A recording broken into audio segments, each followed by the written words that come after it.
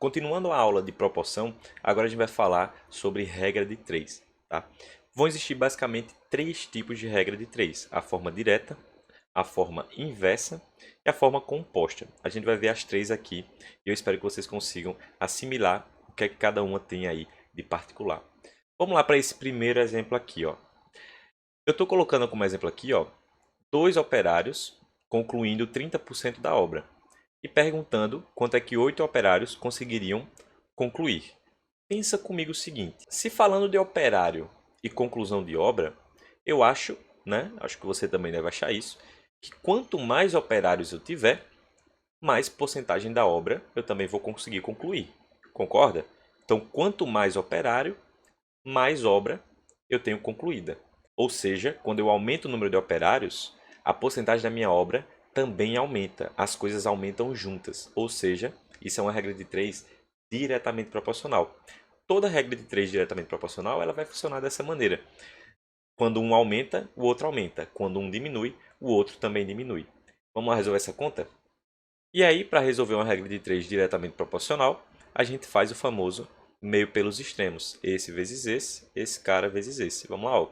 2 vezes x, isso aqui vai dar 2x. 8 vezes 30%, eu vou deixar assim mesmo, ó. 8 vezes 30%. Não vou multiplicar. Esse 2 que está multiplicando x, eu vou passar ele dividindo. Eu vou ficar com 8 vezes 30%, com o 2 dividindo. E aqui a gente viu na aula de fração que quando está multiplicando eu posso simplificar. Ó. Esse com esse aqui vai ficar 4. E 4 vezes 30%, isso aqui vai dar 120%. Ou seja, 8 operários aqui passaria até da conclusão da obra, eu nem precisaria de 8. Um pouquinho menos ali já me daria o 100%. Para resolver isso, seria simples. É só fazer o processo aqui, ó. 2 operários concluem 30%. Quantos operários vão concluir 100% dessa obra? Meio pelos extremos, a gente vai ter aqui, ó, 30% vezes x igual a 200% aqui, né? Ó, minha gente, porcentagem é um símbolo que representa a divisão por 100. Como está todo mundo multiplicando aqui, é parecido com o caso que a gente tinha lá, né? Eu vou ter divisão por 100 aqui, divisão por 100. Posso cancelar esse porcentagem com essa porcentagem, porque só tem um cara igual a esse. Os dois estão com porcentagem, está multiplicando, não tem problema nenhum aqui. Simplificar, beleza? Então vamos lá, ó. X seria 200 dividido por 30. Cancela esse zero com esse zero. 20 dividido por 3, isso aqui vai ser uma coisa aproximada, né? Isso aqui vai dar o quê? 6,66666. Ó, pensa comigo nesse número. 6 funcionários inteiros não dá, porque aqui é 6 e uns quebrados. Mas não existe um funcionário quebrado, né?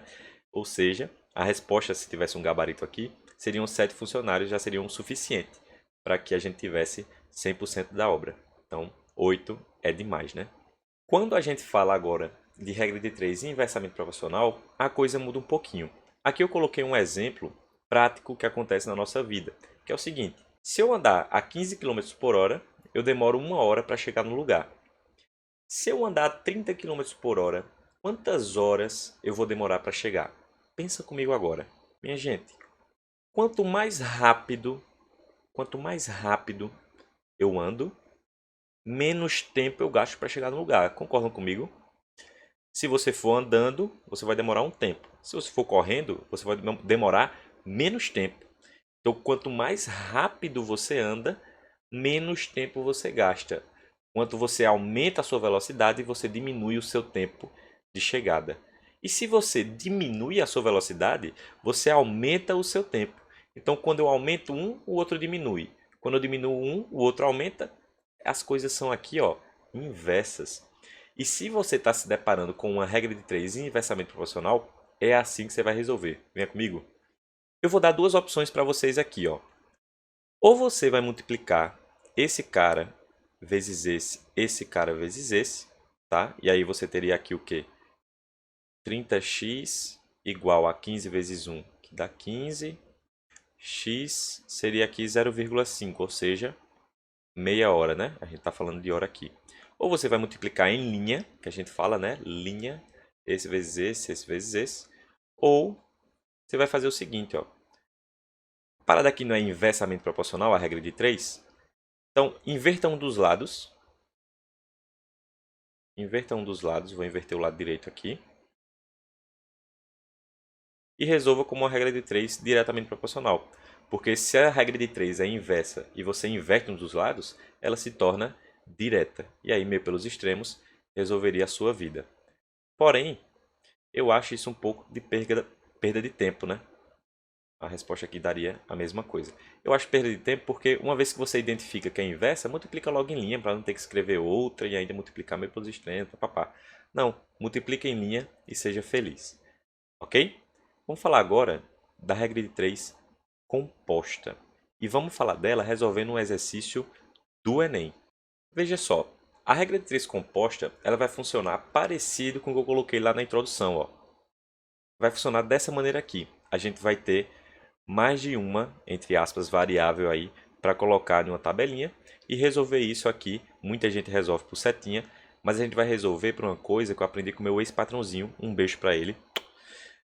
Finalidade. A gente vai resolver por finalidade e vocês vão entender o que é essa tal de finalidade, tá? Esqueça a parada de setinha, porque nem eu lembro mais como é que resolve por setinha, teria que olhar aí, reaprender, porque eu esqueci completamente depois dessa parada de finalidade. Veja só comigo aqui nesse exemplo. Uma escola lançou uma campanha para seus alunos arrecadarem, durante 30 dias, alimentos não perecíveis para doar a uma comunidade carente da região. 20 alunos aceitaram a tarefa e nos primeiros 10 dias trabalharam 3 horas diárias, arrecadando 12 quilos de alimento por dia. Então, peraí, eu vou logo sublinhar logo tudo isso. 12 quilos por dia, foram 10 dias, 3 horas diárias e foram 20 alunos. Perceba que aqui eu tenho várias variáveis. Eu tenho alunos, eu tenho dias, eu tenho horas diárias e eu tenho quilos por dia. Beleza. Animado com os resultados, 30 novos alunos somaram-se ao grupo e passaram a trabalhar 4 horas por dia nos dias seguintes até o término da campanha. Beleza. Então são mais 30 alunos até o término da campanha, 4 horas por dia. Ok. Admitindo-se que o ritmo de coleta tenha se mantido constante, a quantidade de alimentos arrecadados ao final do prazo estipulado seria D. Veja só. Vamos montar uma tabelinha aqui com todas as variáveis que ele colocou aqui, né? Os alunos, os dias e tudo mais. Vamos lá montar uma tabelinha aqui, ó. Primeira coisa, eu tenho 20 alunos, então eu vou colocar aqui aluno. Eu tenho 20 alunos. Depois eu tenho dias. Eu vou colocar aqui 10 dias, certo? Horas por dia, vou colocar hora. E aqui 12 quilos por dia, certo? Vou colocar a quantidade de quilo. Eu acho que aqui muita gente ia se passar.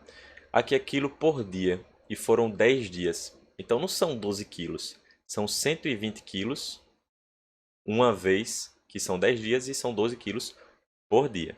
Então já anotei aqui os primeiros dados. Beleza.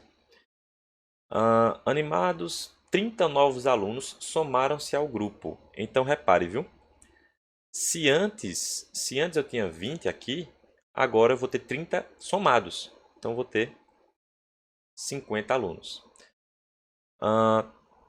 Passaram a trabalhar 4 horas por dia, então eu venho aqui na hora, coloco 4. E trabalhar até o término da campanha. Beleza.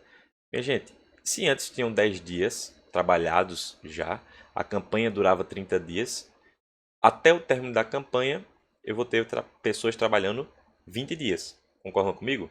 Para que 10 trabalhados mais 20 que vão ser até o término, somar 30, que é o processo a quantidade de dias da campanha, né? Beleza. E aí ele pergunta a quantidade de alimentos arrecadados até o final. Veja só, até agora foi arrecadado 120 quilos. Com essas novas pessoas, totalizando 50, trabalhando 20 dias, 4 horas por dia, vamos ver quantos quilos a mais desses 120 eles vão arrecadar. E é aqui que entra a parada da finalidade. Muita gente ia resolver isso por setinha, né? Tanto é inversamente proporcional ao outro, papapá, papapá, papapá. Veja só. Se a gente resolver isso aqui por finalidade, a gente está pulando só uma etapa das setinhas para não ter que se preocupar com aquilo de quem é para cima, quem é para baixo. A gente está só pulando uma etapa. O que é a finalidade em si?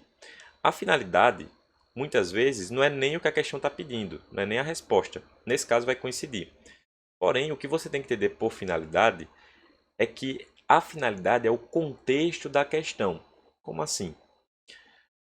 Qual é a finalidade dessas pessoas que estão trabalhando aqui na história? A finalidade não é recolher os quilos? Então, a finalidade da nossa continha é recolher os quilos. Nesse caso, coincide com o que a gente quer descobrir. Em outra questão, por exemplo, eu poderia colocar para você o seguinte: pedreiros que construem uma obra em tantos dias, contando a mesma historinha. E aí a finalidade dos pedreiros, do contexto da historinha da questão, é concluir a obra. Então você vai pegar aquilo ali como finalidade. Outro exemplo poderia ser umas vaquinhas tirando leite, né? Que no caso dão leite. E aí eu posso dizer tantas vacas tirando leite tantas horas por dia, tiram tantos litros de leite. A finalidade é tirar o leite. A historinha que eu estou contando, a finalidade é tirar o leite. Então você vai usar aqueles litros de leite ali, né, como finalidade. Por que eu falei que a finalidade muitas vezes não é nem o que a questão está pedindo? Porque muita gente confunde o objetivo da questão com a finalidade. A questão aqui está perguntando os quilos. E nos quilos, na minha história, é a finalidade desses garotos. Mas eu poderia dizer os quilos que eles já tinham conseguido e perguntar quantas pessoas fizeram isso. Perceba que eu perguntei agora quantas pessoas e não quantos quilos. Mas os quilos continuam sendo a finalidade do contexto da questão. Conseguem entender a diferença?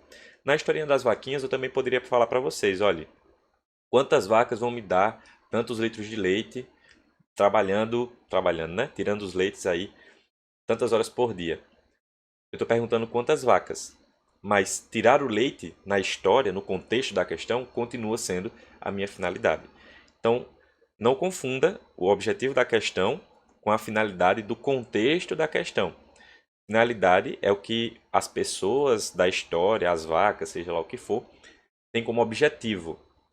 Já a questão pode perguntar ou não esse objetivo. Consegue entender essa diferença? Se não, aquela velha história. Manda um direct para mim, manda uma mensagem, comenta aí que a gente resolve isso rapidinho. Mas vamos lá. Ó. A minha finalidade aqui nada mais é do que esse cara aqui, ó. São os quilos. Então você vem aqui e faz, ó. 120 está para x, assim como a multiplicação desses aqui dividido pela multiplicação desses aqui, ó. Seria o que? 20 vezes 10 vezes 3 dividido por 50 vezes 20 vezes 4. Como o tempo da aula já está dando aqui, eu vou fazer essa conta rápido para a gente chegar logo ao resultado, beleza? Logo depois a gente vai para a aula de exercícios, com exercícios aí do Enem. Valeu? Vamos lá. Ó. Fazendo as continhas divididas aqui, o x aqui daria 800. E aí, 800 de agora com 120 de antes, daria 920 quilos. Beleza? Espero que tenha ficado claro. Vamos agora para a aula de exercícios.